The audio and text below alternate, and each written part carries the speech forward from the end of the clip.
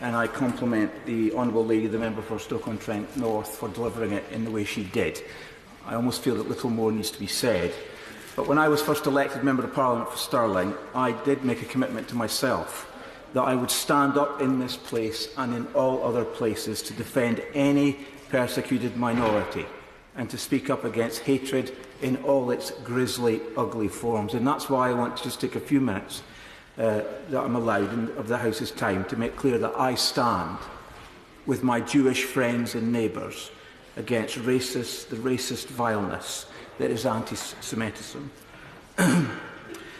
Where are we going as a society when a person's ethnicity or religion is used to demean them and their right to freedom of speech? I've never felt the need to apologise or hide my religious convictions or affiliations, and no one ever should in this country. And no one should ever have to suffer being the subject of public pillory because of their origins or their religious affiliation. Freedom of religion or belief is a foundation human right. And based on my limited experience as a member of this House, I cannot imagine the bullying and the abuse and the mockery that the Honourable Lady, the Member for Liverpool Wavertree, and others have had to endure and are enduring.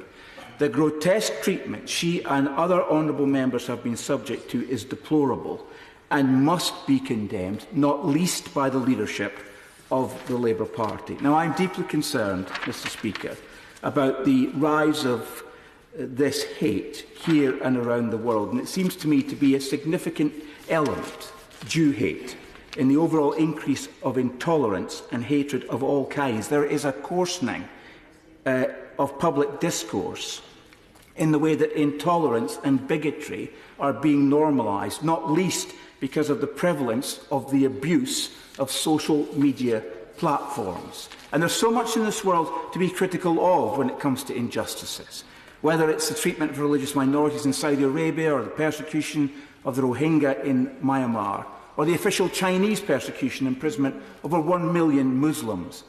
There's no small amount of injustice in this world, but it is telling that there is far more energy and importance attached to divestment and boycott campaigns against Israel than there is against any other countries. And this was just demonstrated last month when Malaysia banned Israelis from participating in the World Para Swimming Championships. And we hear calls for the boycott of Eurovision when it takes place in Israel. But protests around awarding the World Cup to Qatar or the Olympic Games in China are muted at best.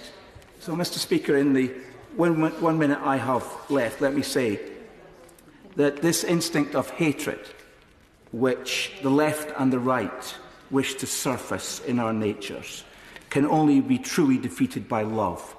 Tolerance is not enough. Tolerance implies that we may dislike something, but we will politely keep our mouths shut and grudgingly allow people to behave in a way that is destructive to our way of life.